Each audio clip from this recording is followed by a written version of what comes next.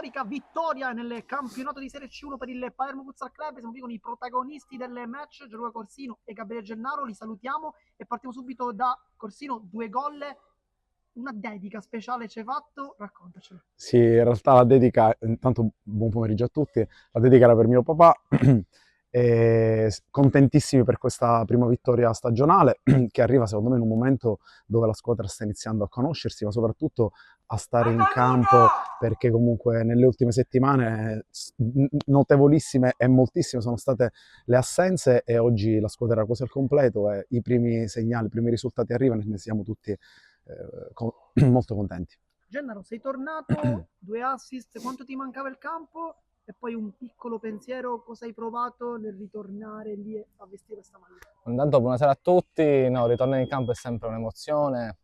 Ho iniziato tardi la preparazione perché avevo un problema muscolare, vari infortuni, è sempre bello. Poi abbiamo preso il nostro nuovo brasiliano e ci troviamo molto bene in campo anche se siamo allenati poco e si è visto oggi in campo. In realtà questa è la prima partita. Prima partita insieme. Però no, sono molto contento, soprattutto voglio dedicare questa prima vittoria storica ai presidenti che non ci fanno mancare mai niente. Anzi alla società in generale, perché è davvero, sono notevoli gli sforzi che fa per concederci questo grande divertimento. Adesso invece una domanda per entrambi. Primo tempo 0-0, secondo tempo invece 5 gol. Cosa è cambiato? Cosa non riusciva forse nella prima fazione? Sicuramente in fase realizzativa, perché il primo tempo abbiamo, penso di dire cosa diciamo senza ombra di smentita, abbiamo giocato soltanto noi, loro hanno avuto soltanto un'occasione col tiro libero, ma non hanno fatto neppure un tiro in porta.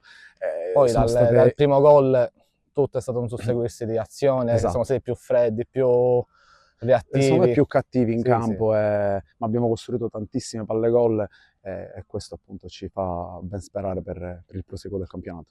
Adesso invece diamo uno sguardo al prossimo match contro il Bonifato Alcamo, una delle squadre più forti di questo campionato. Che gara sarà e come la preparerete? Sicuramente una gara tosta, ma in realtà non abbiamo paura di nessuno, cioè noi sappiamo di cosa possiamo fare, dove possiamo arrivare e secondo me sarà una bellissima sfida e non vediamo l'ora di scendere in campo.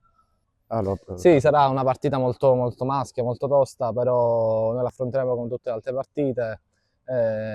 Se vogliono portarsi i punti a casa, dobbiamo soffrire.